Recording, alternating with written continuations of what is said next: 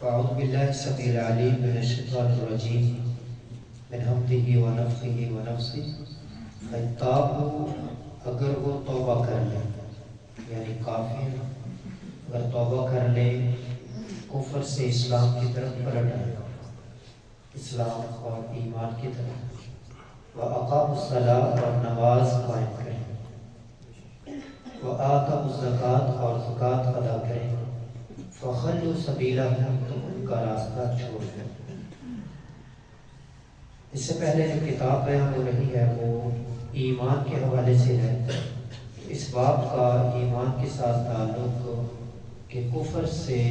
اسلام اور ایمان کی طرف آنا، پلٹنا، اور دوسرا اس باب کے اندر ایک گمراہ فرقہ گزرا ہے جن کو مرجیہ کہتے ہیں۔ مرجیہ کا یہ موقف تھا کہ ایمان کے لیے اعمال کی ضرورت نہیں، اگر انسان اللہ پر ایمان لے، نماز روزہ حج زکوٰۃ نہ بھی کرے تو کوئی بات نہیں، جبکہ امام بخاری رحمہ اللہ یہ آیت لا کر یہ ثابت کرنا چاہتے ہیں فَإِن تابوا اگر وہ توبہ کر لیں کفر سے اسلام کی طرف، ایمان کی طرف، اللہ کی طرف آ جائیں، صرف اتنا کافی نہیں بلکہ آگے وَأَقَامُوا الصَّلَاةَ نماز قائم کریں، وَآتَوُا الزَّکَاةَ اور زکوٰۃ ادا کریں، فَخَلُّوا سَبِیلَهُمْ پھر ان کا راستہ چھوڑ دو، ان سے قتال نہ کرو، پھر ان سے لڑائی نہ کرو۔ کب؟ پہلے 3 کام ذکر ہوئے، تو ایمان اور اسلام کے لیے اعمال ضروری ہے،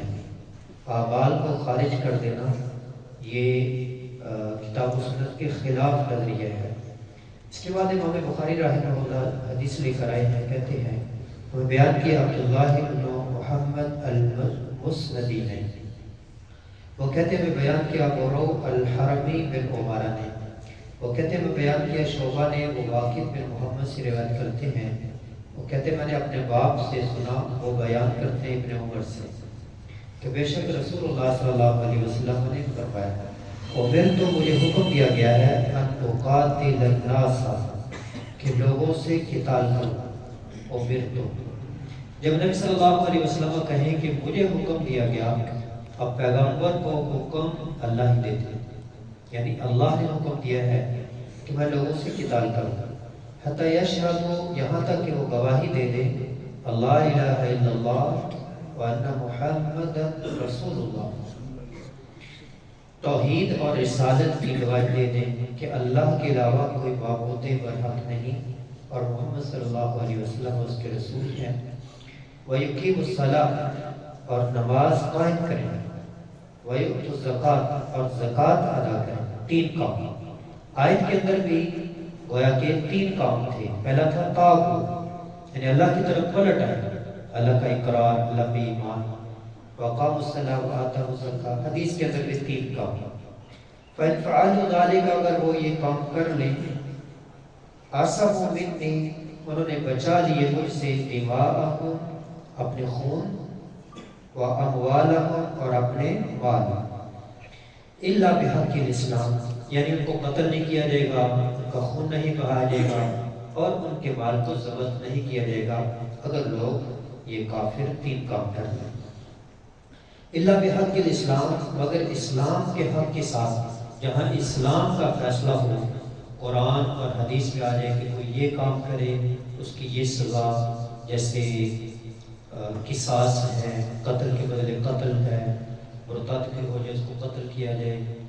اور اس کے علاوہ جو سزائیں ہیں۔ وَحِسَابُهُمْ عَلَى اللَّهِ یعنی لوگ ظاہری طور پر اللہ کی طرف پلٹ آئیں، نماز پڑھیں، روزے رکھیں، زکوٰۃ ادا کریں، یہ ظاہری اعمال اگر بجا لائیں تو ہم ان کو کچھ نہیں کہیں گے۔ ہاں اگر وہ اوپر سے یہ سارے کام کر رہے ہیں اور دل سے نہیں کر رہے تو وہ اللہ پوچھ لے گا۔ وَحِسَابُهُمْ عَلَى اللَّهِ کا مطلب یہ ہے جیسے نبی صلی اللہ علیہ وسلم جب مدینہ میں گئے تو مدینہ میں کئی لوگ حقیقتاً مسلمان ہوئے اور کئی اوپر سے مسلمان ہوئے جن کو منافقین کہا جاتا ہے. آپ نے ان سے قتال نہیں کیا، ان کا راستہ چھوڑ دیا. ظاہری طور پر وہ انہوں نے کلمہ پڑھا، نمازیں پڑھتے تھے، زکوٰۃ ادا کرتے تھے، جہاد پر بھی جاتے تھے. تو آپ نے ان کا راستہ چھوڑ دیا، کہا ان کا حساب اب اللہ لے لے گا. تو ہم ظاہر کے مطابق حکم لگائیں گے، جیسے عمر رضی اللہ عنہ نے فرمایا تھا نحن نحکم بالظواہر واللہ اعلم بالسرائر. ہم ظاہر کے مطابق فیصلہ کریں گے جو ہمارے سامنے ظاہر ہے، باقی دل کے حالات اللہ جانتا ہے. تو اللہ کریم سے دعا ہے کہ اللہ کریم ہمیں کتاب و سنت کو کو پڑھنے، سمجھنے اور اس پر عمل کرنے کی توفیق عطا فرمائے. وبا علیہ